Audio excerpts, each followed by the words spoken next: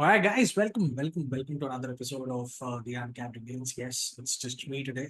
Unfortunately, Adonil and Ankit could not really make it as they are, of course, all three of us are working professionals, and unfortunately, both of them couldn't really make it today, and they had some other days which they had to give attention to. But yes, because of the fact that we had committed that every Tuesday, Thursday, and Saturday is something that we'll definitely be here, giving you cricket insights and giving you stories, and hence I'm here. But it's not just because of the commitment. It's something that we really enjoy doing, something that we are really passionate about, which is the game. We love reading about it, love researching, love doing the research, and bringing out these stories. And of course, when talking about the game, there's no bigger privilege to be associated with this game in some way or the other, and that's exactly what we are trying to do here. So, what's new? What's happening in the world of cricket? In fact, we've got the second Test match up and running today, which is England versus West Indies happening at the Edgbaston. काफी खतरनाक series हो सकती थी ये, and West Indies in fact shown a little bit of caliber, which a little bit of metal with the bat. Unfortunately, उनकी जो batting है वो उतनी क्लिक नहीं हो पा रही है। The bowling is pretty good और वो अच्छा कर भी सकते हैं, बट इनफैक्ट जिस तरीके से जो लास्ट टेस्ट मैच थोड़ा फिजल आउट हुआ वो इतना मज़ा नहीं आया। But will be great to see in fact कि किस तरीके से अब वेस्ट इंडीज वापस आती है इस सीरीज में, and all that talk about Jimmy Anderson that we already covered. But of course, there's one thing that obviously remains a myth, and has been with for about good 2 years now, which is baseball. And that it is that phenomena that I'm here to discuss little about. कि baseball है क्या? In fact शेरॉट Kimber ने भी अभी भी recently एक podcast में बोला है कि शायद baseball सिर्फ एक myth है, और ज़रूरी नहीं है कि मतलब ये सिर्फ ब्रेंडन मैकलम ने भी ऐसा शुरू किया है कि चलो we make test cricket a little more interesting and entertaining. Ben Stokes ने बहुत बार ऐसा बोला है कि नहीं, we want to entertain fans, that's our priority. And Geoffrey गॉलकॉफ ने बोला कि अगर आप सिर्फ एंटरटेन करना चाहते हो तो शायद आपको सर्कस में जाना चाहिए, आप को क्रिकेट नहीं खेलनी चाहिए. एंड इनफैक्ट रोहित शर्मा से भी इनफैक्ट लास्ट सीरीज में पूछा गया जब बेन डॉकेट ने बोला कि नहीं, लोग हमारी वजह से शायद एक अच्छा अप्रोच ले रहे हैं, एक एग्रेसिव अप्रोच ले रहे हैं. जब जब इनफैक्ट यशस्वी जायसवाल ने वो खतरनाक इनिंग्स खेली थी, जब उसने जिमी एंडरसन को पता नहीं इधर उधर पता नहीं कहाँ कहाँ मारा, और फिर उसके बाद बेन डॉकेट ने बोला it's because of us that people are playing that aggressive kind of cricket. और रोहित शर्मा ने बोला कि भाई ऐसा नहीं है. आई थिंक ऋषभ पंत को आप भूल गए हो, बेन डकेट शायद ऋषभ पंत को नहीं देखा है, etcetera. But all this in fact एक एक तरीके से जो कहते आ रहे हैं लोग कि इनफैक्ट बेन स्टोक्स जो कहते आ रहे हैं कि नहीं, we want to revolutionise test cricket और the way it is played, etcetera I think. And this is completely based on facts. They are not the first team to do it. And I'll give you an example of this. So 1998 में ना एक test match हुआ England का और श्रीलंका का. This happened at the Oval, and Ranatunga was the captain then of Sri Lanka, and Ranatunga won the toss and he decided to bowl first. Usually ऐसा होता नहीं था उस टाइम पे. Usually आप जब भी इंग्लैंड जैसी conditions में, you even if it's overcast, you would actually want to sort of bat first, try and put some runs on the board. But Ranatunga decided to bowl first, and England got to a score of 445. और उन्होंने second day के T के बाद तक खेला. थोड़ा time लिया T के बाद भी, और 445 बनाए, and they completed and they face somewhere around 158 overs. तो काफी स्लो अप्रोच रहा, मतलब उस टाइम के हिसाब से अच्छा अप्रोच था. पर जब श्रीलंका बैटिंग करने आई ना सेकेंड डे पे, तो 19 ओवर उन्होंने खेले और their score was 79 for 1. Jayasuriya, उसने मतलब खतरनाक एक 50 मारी 58 balls. And then Aravinda and Jayasuriya took it to day 2, और उन्होंने मतलब खतरनाक तरीके से बैटिंग करी. And Sri Lanka close the day at 446, मतलब समवेयर अराउंड 360 रन मार दिए थे उन्होंने डे 3 पे। सो ये चीज जब उन्होंने 446 लेके गए डे 3 पे, इंग्लैंड ने 158 ओवर्स में बनाए थे, पर वही स्कोर इन्होंने 47 कम ओवर्स में, मतलब 47 fewer overs it took Sri Lanka to reach that score. So Jayasuriya पहले से ही ये चीज शुरू कर चुके थे। इनफैक्ट उन्होंने जब एक टोटल बनाया 591, एक उस पूरे इनिंग्स में 591 का टोटल था, and this lead gave them an opportunity to win the test match. क्योंकि यूजुअली क्या होता है कि 445 रन अगर पहले इनिंग्स में आपने बना दिए और किसी टीम ने बना दिए, तो they are at a better position कि हाँ अब हम यहाँ से हार तो नहीं सकते। पर श्रीलंका का जो अप्रोच था, जयसूर्या का जो अप्रोच था, अरविंदा डिसिल्वा का जो अप्रोच था, उसने पूरे गेम के कॉन्टेक्स्ट को बदल दिया, and Sri Lanka ended up scoring 591 in a very very quick time, and that gave their bowlers a lot of time to bowl England out. And Muttiah Muralitharan ने फिर सेकंड इनिंग्स में 9 विकेट निकाले, and had it not been for a run out उसके पूरे 10 wickets हो सकते थे उस टेस्ट मैच में। उसने 16 विकेट्स निकाले, ठीक है। और श्रीलंका को इनफैक्ट जो टेस्ट स्टेटस था वो 1981 में ही मिल गया था। और उसके बाद मतलब कई सारे उनके प्लेयर्स ऐसे थे जिन्होंने ये अग्रेसिव स्टाइल में खेला। उसमें से एक बंदा मुझे याद है, दुलीप मेंडिस एक प्लेयर है जिन्होंने 1982 में इनफैक्ट जब पहला टेस्ट मैच उन्होंने खेला था इंडिया के against, this was in Chepauk, उन्होंने ट्विन सेंचुरीज मारी थी। और उनमें से एक सेंचुरी तो मतलब it was like he scored 105 of 123 balls, right. And in fact अगर आप देखो श्रीलंका का जिस तरीके से जो हिस्ट्री रहा है, I think we've discuss that multiple times also in a lot of podcasts। Sri Lanka में क्रिकेट किस तरीके से आया कि जब एशेस के लिए ट्रैवल करते थे ना इंग्लैंड प्लेयर्स और ऑस्ट्रेलिया के प्लेयर्स, सो बीच में ये लोग 1 या 2 दिन के लिए रुकते थे श्रीलंका में, और वहां पे एक प्रैक्टिस गेम की तरह खेला जाता था, और वो सिर्फ एक दिन मिलता था श्रीलंकन्स को कि यार कोई बाहर विलायती टीम आ रही है हमारे साथ खेलने के लिए। सो इन दैट टाइम, और उस टाइम से ही इनफैक्ट वो लोग तेज खेलते थे क्योंकि उनके पास टाइम बहुत कम था। और इनफैक्ट इनके अगर आप स्कूल्स देखो, there are about 10,000 schools, but there are about 66 elite schools, ठीक है। और हर जगह इनफैक्ट क्रिकेट खेला जाता है, और यूजली इनके ये जो एलीट स्कूल्स हैं यहाँ से काफी सारे क्रिकेटर्स निकलते हैं। पर ये जो एलीट स्कूल्स के बीच में जो कंपटीशन होता है ना, वो यूजली 2 या 3 दिन का जो है गेम खिलाया जाता है, and they are all 2 innings side game. So again you will have to finish very early, और अगर आपको फिनिश करना है अर्ली तो obviously you will have to play the game at a good pace.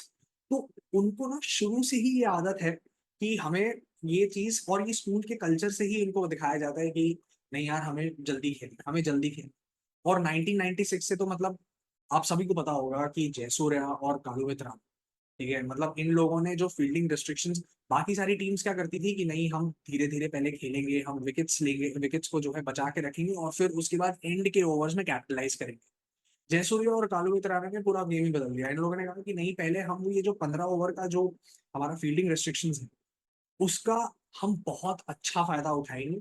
और जयसूर्या और कालुवित राणा में से ऑब्वियसली जयसूर्या थोड़े से ज्यादा कंसिस्टेंट रहे during the course of that world cup, but it just revolutionized how people saw one day cricket।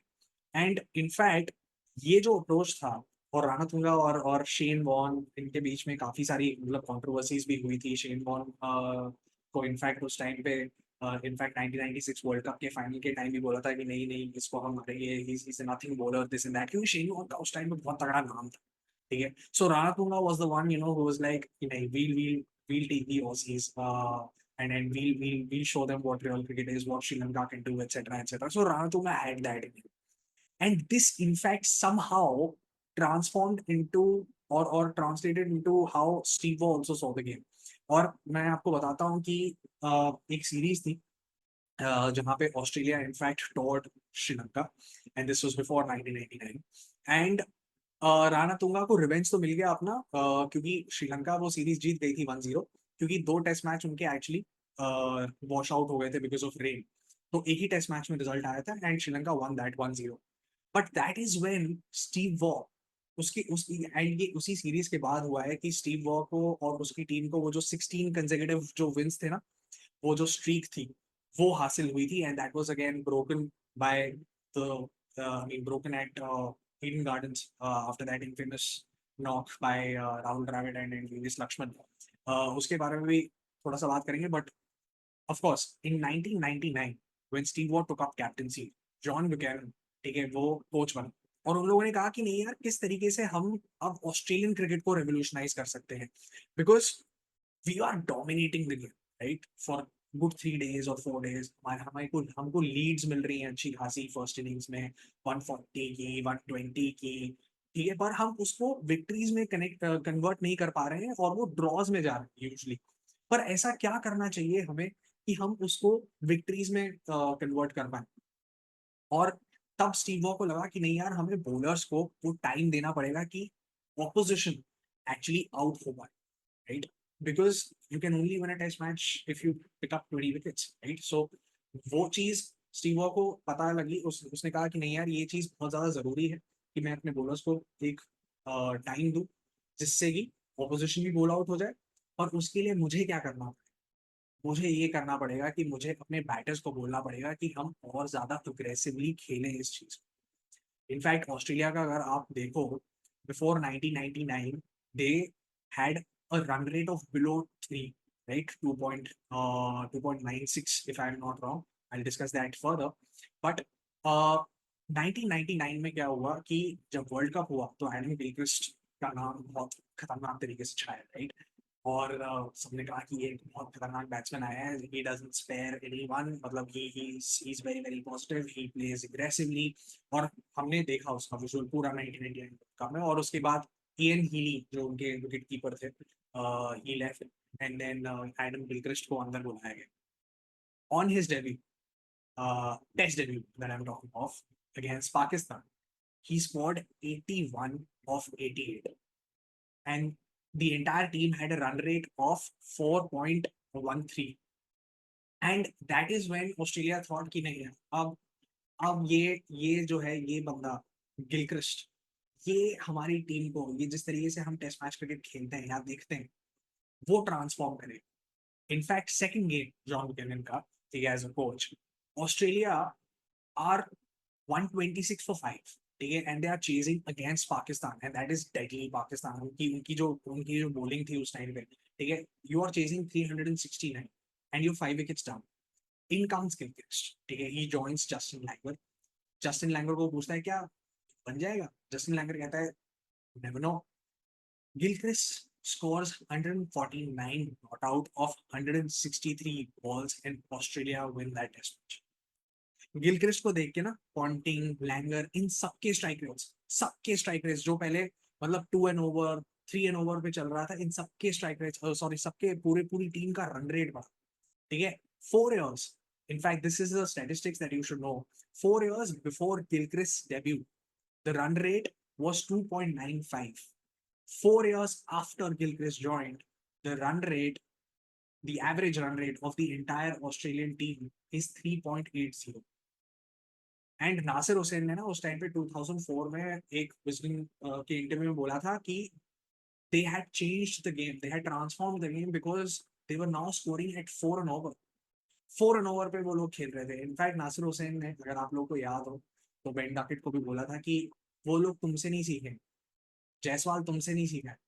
Jaiswal, in fact तुम लोगों को ये चीज पता होनी चाहिए, वो अपने कोच से सीखा है, अपने कैप्टन से सीखा है, वो अपनी अपनी गेम उसने वैसे बढ़ाई है। सो तुम लोग ये मत बोलो कि मतलब तुम्हारी वजह से है, in fact you guys should learn from him, right? So ऐसे ऐसे स्टेटमेंट्स भी दिए हैं नासिर हुसैन ने। नासिर हुसैन ने उस टाइम पे स्टीव वॉ को भी यही चीज बोली थी, this happened in a Wisden interview.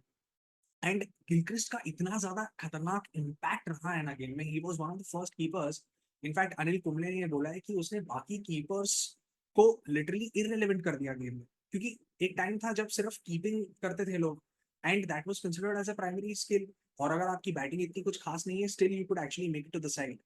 But after Gilchrist you saw an entire revolution in the global game, jahan wicket keepers had to be batters, right? It had to be a 2D or a two-dimensional game as far as wicket keeping is concerned. So अगर आप एक अच्छे batter नहीं हो, पर सिर्फ आपकी wicket keeping skills अच्छी है, it wasn't considered good enough. And you could also see teams improving their strike rates, right? And then comes, then of course comes the Virender Sehwag era Indian cricket. Obviously, उन्होंने जिस तरीके से opening में transform किया, पहली ball चौका, फिर उसके बाद, he also used to score around a ball. So this is not happening for the first time that you are scoring around a ball, right? Of course, there was this test match that England played recently. I think it was last year, sorry, और इन 2023 in fact, जब जनवरी में उन्होंने खेला था वो test match, जहाँ पे एक रोड सी बना दी थी पाकिस्तान ने, और इन लोगों ने 500 बना दिए पहले दिन में। So obviously there have been test matches like that, but they are not the first team to do it. So I don't know whether it should be called as Gill ball, or whether it should be called as a Sanat ball. I don't know what it should be called, but definitely not Baz ball, because Baz, in fact, is not the first person to do it. Ben Stokes is, in fact, not the first person to do it. This English team is, in fact, not the first team to do it. इनसे पहले ही, in fact यार, oven Morgan ने अपनी जो one day team है उसको transform किया था by playing one day cricket also in a very different way, right? In a T20 game. So in fact, बहुत सारे लोग ये कहते हैं कि यार, टेस्ट क्रिकेट ना T20 की वजह से अभी थोड़ी सी एग्रेसिव हो रही है, बट बहुत सारे स्टेटिस्टिशियंस का ये कहना है कि जिस तरीके से Sanath Jayasuriya used to bat, जिस तरीके से Gilchrist used to bat, and a lot of batters who came in like Virender Sehwag etcetera, they sort of made way for another game, right? Because, and in the form of T20. So it is statistics that shows, this thing की इनकी batting की वजह से, right, एक और game की जरूरत पड़ी, इनकी बैटिंग की वजह से एक और रेवोल्यूशन आया जिसका नाम था T20. So this is a very different take that I thought that would be interesting to sort of tell you guys, and you guys can also know about it. And yeah, so uh, it's going to be the second test match today, and hopefully this entire debate about who's responsible for baseball, or whether it should be in fact even called baseball, can in fact uh, and in fact should stop, because England, obviously, they love Ben Stokes, and why not him? Matlab, he's won quite a lot of games there. He's won them single-handedly. About the test match innings at Headingley, and of course the 2019 World Cup, and even the 2022 T20 World Cup, and he hit the winning runs. So he's been that kind of player, right, for England. So obviously anything that he says, people take it very, very seriously. So yeah, it's in a way, a good celebration of cricket, and of course they are trying to do a lot of stuff when it comes to test match cricket. And yes, I wish them luck as a cricket fan, and I'm sure that many do. But yeah, I mean, just to say that they are the ones to do it, I don't think is right. But yes, so it's going to be very interesting to see what's going to happen in the second test. And of course, West Indies, I just hope that they put up a bigger fight. Of course, England will start favorites, but it's important to fight and with the bat, and to show a better performance with the bat. That is something that is going to be expected from West Indies. Right then, what else is happening? I've got something very interesting for you guys, which is from again America. अभी recently T20 World Cup हुआ है America में, but there is one more American nation which is punching above its weight in the form of Costa Rica. So Costa Rica, अगर आप देखो तो football में आपने ज्यादा नाम सुना होगा इन लोगों का, बट ये लोग क्रिकेट में भी अब धीरे धीरे डेवलप हो रहे हैं. And in fact, in the past 2 decades, there've been quite a lot of developments. In fact, Costa Rica एक ऐसी अमेरिकन नेशन है जो कि अपनी रग्ड माउंटेन्स, अपनी वॉल्केनोस, टावरिंग वॉल्केनोस और लश रेन फॉरेस्ट के लिए जाना जाता है. इनफैक्ट अगर आप देखो तो 5% of the world's wildlife is there in Costa Rica. और ये एक ऐसा अमेरिकन देश है जहाँ पे इनफैक्ट काफ़ी प्रॉपर गवर्नेंस है, डेमोक्रेटिक गवर्नेंस के लिए जाना जाता है, सस्टेनेबिलिटी के लिए जाना जाता है, अपनी फ्रीडम ऑफ स्पीच के लिए जाना जाता है. इसकी टोटल पॉपुलेशन अराउंड 5 मिलियन की है. सो जो फेडरेशन ऑफ क्रिकेट है कोस्टा रिका का, उसके प्रेसिडेंट हैं अभी एक, उनका नाम है सैम आर्थर, और वो भी एक इंडियन है, उनके बारे में भी बात करेंगे. और उन्होंने ये कहा है कि पूरे देश में इनफैक्ट काफ़ी पॉजिटिव एटीट्यूड है क्रिकेट को लेके, और यही चीज़, ये पॉजिटिव एटीट्यूड इनफैक्ट पिछले साल उनको 100% female cricket initiative of the year ICC का वो जिता गया। और इन्होंने काफ़ी टाइम से इनफैक्ट ये वुमेन्स क्रिकेट में काफ़ी इनिशिएटिव लिया है, मेंस क्रिकेट में भी काफ़ी इनिशिएटिव लिया है, काफ़ी ग्रोथ हुई है। It has been about let's say Costa Rica में थोड़ी-सी स्टैग्नेंट तो नहीं कहूँगा, बट हाँ, एक यूनिफ़ॉर्म सर्ज हुआ है इन क्रिकेट, और उसके लिए एक बहुत ज़्यादा इम्पोर्टेंट रोल प्ले किया है सैम करन ने। कोस्टा रिका में इनफैक्ट 2013 में, जिस अवार्ड की मैं बात कर रहा हूँ, इनफैक्ट 2013 में ही इनफैक्ट वुमेन्स क्रिकेट में काफ़ी काम करना शुरू कर दिया था, जहाँ बहुत सारे कैंप्स लगाए गए थे। उनमें से एक कैंप में इनफैक्ट एनी ब्राउन जॉन करके वेस्ट इंडीज की कैप्टन हुआ करती थी एक टाइम पे, उनको भी बुलाया गया था। और सैम आर्थर, जैसा मैंने कहा, एक इंडियन है, और उन्होंने एक कोस्टारिकन लड़की से शादी करी और उसके बाद वहाँ पे सेटल हुए। इनफैक्ट वो सिस्को कंपनी में एक आईटी प्रोफेशनल हैं, थे इनफैक्ट। और 2016 तक इनफैक्ट उनको जब प्रेसिडेंटशिप मिली, उससे पहले ये इनफैक्ट जो जो काम करते थे कोस्टारिका के फेडरेशन में, वो as a national development officer के तौर पे काम करते थे, और वो वहाँ पे पार्ट टाइम काम करते थे और स्कूल्स में इनफैक्ट में जाते थे और वहाँ पे बच्चों को स्कूल्स में सिखाते थे। एंड इनफैक्ट लास्ट ईयर ही उन्होंने अपनी जो आईटी प्रोफेशन है लास्ट ईयर ही इनफैक्ट छोड़ी है। इनफैक्ट वो एज अ प्रेसिडेंट भी काम कर रहे थे और एज एन आईटी प्रोफेशनल भी काम कर रहे थे, और जो प्रेसिडेंट एज अ काम कर रहे थे वो एज अ पार्ट टाइम ही काम कर रहे थे। सो इनफैक्ट लास्ट ईयर ही उन्होंने अपनी जो ये आईटी प्रोफेशनल वाली जॉब है वो छोड़ी है।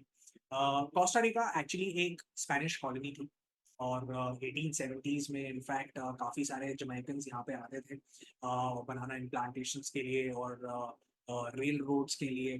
तो उन्होंने ही यहाँ पे क्रिकेट एक तरीके से शुरू किया, इंट्रोड्यूस किया, तो काफ़ी लोकल्स के बीच में थोड़ा सा ज्ञान क्रिकेट का, थोड़ी सी नॉलेज बढ़ाई और अवेयरनेस फैलाई।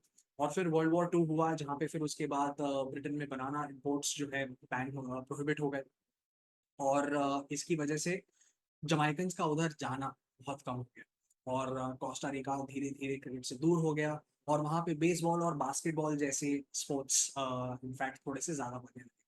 और फिर 1970s कई सारे ब्रिटिश इमिग्रेंट्स वहाँ पे आए, उन्होंने वहाँ पे खेलना शुरू किया। पर ये एक स्लो प्रोग्रेस ज़रूर है। ओवरऑल देश में अगर आप देखो कोस्टा रिका में, so there are about 1600 people who play cricket only, and there are about 8 teams जो नेशनल लीग्स खेलती हैं। उसके अलावा उनके 3-4 क्लब्स हैं सैन जोसे में, जहाँ पे एक्सपैट्स इनफैक्ट खेलते हैं, और उनकी जो सेकंड डिवीज़न है उसमें 4 टीम्स हैं, और वहाँ पे सारे लोकल्स ही खेलते हैं। सो इनफैक्ट गेम को ना सिंप्लीफाई करने के लिए ये लोग फील्डिंग पोजीशंस भी एक तरीके से यूज़ नहीं करते, जैसे पॉइंट, आप मिड ऑफ पे चले जाओ, या फिर डीप स्क्वायर लेग, ऐसे कोई भी टर्मिनोलॉजीज इनफैक्ट यूज़ नहीं करे जाते वहाँ पे लोगों को, और अवेयरनेस फैलाने के लिए इनफैक्ट डायग्राम्स बनाए जाते हैं। सैम आर्थर खुद इनफैक्ट अवेयरनेस फैलाने के लिए डायग्राम्स बनवाते हैं, और उन डायग्राम्स में बताते हैं कि आपको यहाँ पे जाना है, आपको यहाँ पे जाना है, आपको यहाँ फील्डिंग करनी है, आपको यहाँ फील्डिंग करनी है। एंड ये बहुत ही इंटरेस्टिंग चीज़ थी, जो मुझे लगा कि लोग आज भी मतलब बहुत सारे jargons नहीं यूज़ कर रहे हैं गेम को सिम्प्लीफाई करने के लिए, और ये बहुत अच्छा तरीका भी है बच्चों को गेम के बारे में अवेयर कराना, even adults for that matter, क्योंकि उनकी नेशनल साइड भी एक तरीके से आप ये समझ लीजिए average age is around 24-25 so even जो 18 साल के ऊपर हैं, जो कॉलेज स्टूडेंट्स हैं, उनको भी ऐसे ही सिखाया जाता है। और स्कूल्स में इनफैक्ट कैंप्स लगाए जाते हैं जुलाई टू नवंबर, उनके अंडर 13 और अंडर 19 के कैंप्स होते हैं, और जो उनका क्रिकेट सीजन वो दिसंबर से मई तक खेला जाता है बिफोर द टोरेंशियल रेन्स, क्योंकि वहाँ पे वाइल्ड लाइफ इतनी ज़्यादा है कि बाद में खेलना बहुत मुश्किल हो जाता है। पर इनके पास प्रॉपर ग्राउंड्स भी नहीं है अभी इनफैक्ट, और प्रॉपर टर्फ विकेट्स भी नहीं है। इनफैक्ट इनका जो कोकोनट मैट का विकेट होता है, और फ्लिक्स पिचेस जिसे कहते हैं, और इनकी जो मैट की पिच है वो भी काफ़ी एक्सपेंसिव है, $1200 की आती है। सो आप इसमें भी इनको अगर इन्वेस्टमेंट करना है, so it is not very easy.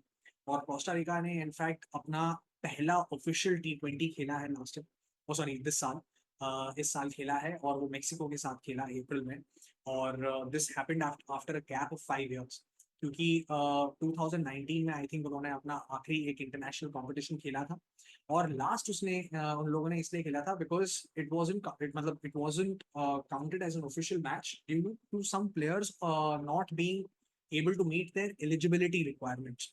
और सैम आर्थर कहते हैं कि यार मेरे लिए अभी सबसे ज्यादा इंपॉर्टेंट यही चीज है कि सारे पूरी जो टीम है उनकी वो फुल एलिजिबिलिटी क्राइटेरिया मीट करे। हम चाहे हारे हम चाहे जीते उससे फर्क नहीं पड़ता मुझे, पर हाँ हमें खेलना जरूरी है, और इसके लिए हम स्पॉन्सर्स से काफी सारा पैसा उठाने की कोशिश कर रहे हैं, किसी तरीके से गेम को डेवलप करने की कोशिश कर रहे हैं। आईसीसी की फंडिंग हम चाहते हैं कि थोड़ी सी और बढ़ाई जाए एसोसिएट नेशंस में, क्योंकि यहाँ पे इस चीज की मार्केट है, क्रिकेट की मार्केट है, ऐसा सैम आर्थर कहते हैं। और इनफैक्ट उनका गोल ये भी है कि किसी ना किसी तरीके से 2026 का जो वर्ल्ड कप है T20 का, उसमें हम क्वालिफाई हो पाए। और ये एक बहुत बड़ी बात होगी, क्योंकि 2026 में इस साल जो वर्ल्ड कप हुआ है, इस साल 20 टीमें खेली हैं, 2026 में 24 टीमें पार्टिसिपेट करेंगी। सो ये एक तरीके से मौका है हमारे लिए।